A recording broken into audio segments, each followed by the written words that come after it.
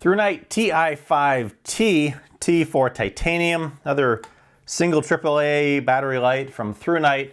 And one of the things that ThruNite is doing lately is that they will come out with a light like the TI3 or the Ti3 as some people like to call it in their black anodized finish, and then they will come out with a titanium alloy version of it.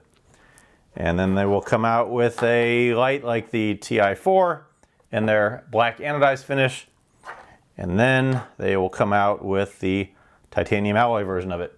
So it should not be a surprise that when they came out with the Ti5, that they would then shortly after come out with the titanium version of the Ti5, and that is the subject of this video.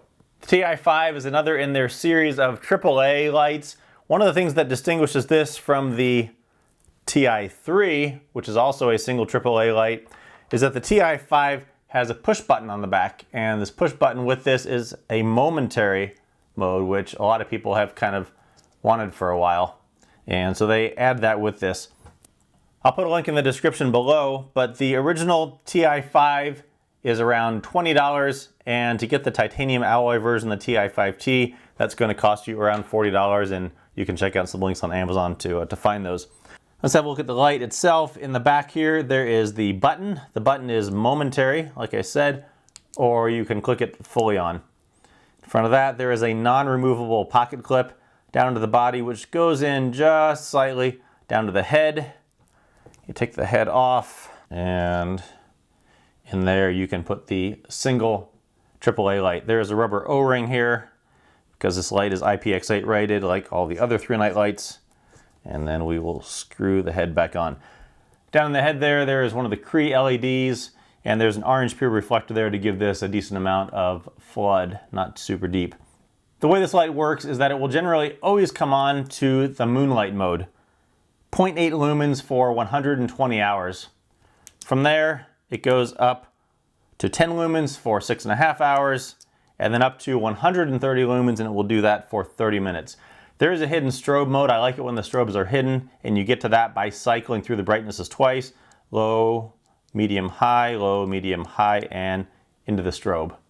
It does have a mode memory, so that if you are in the high beam and you turn it off, if you turn it back on, within 10 seconds, it will come back onto that high. It has a mode memory for everything except for the strobe. And after 10 seconds, it always reverts back to the Firefly. So one of the things that I like about that is that you always know what you're going to get. If you're somewhere in a dark movie theater, you don't want to accidentally turn it on to 130 lumens. I like being able to turn it on to that Firefly. I like knowing where it's going to come on. So that's one of the things I really like about the light. This light comes in two different beams. It comes in a neutral white and a cool white. The neutral white beam is going to be about 15% less bright than the cool white. So if you want the maximum brightness, go with the cool white bulbs, and that's true of all cool white and neutral white bulbs in general. It says it will throw this light 45 meters. I would not count on that. I mean, you could probably see it from 45 meters away, but by no means count on lighting anything that's 45 meters away up. I think you can just probably see it from that distance.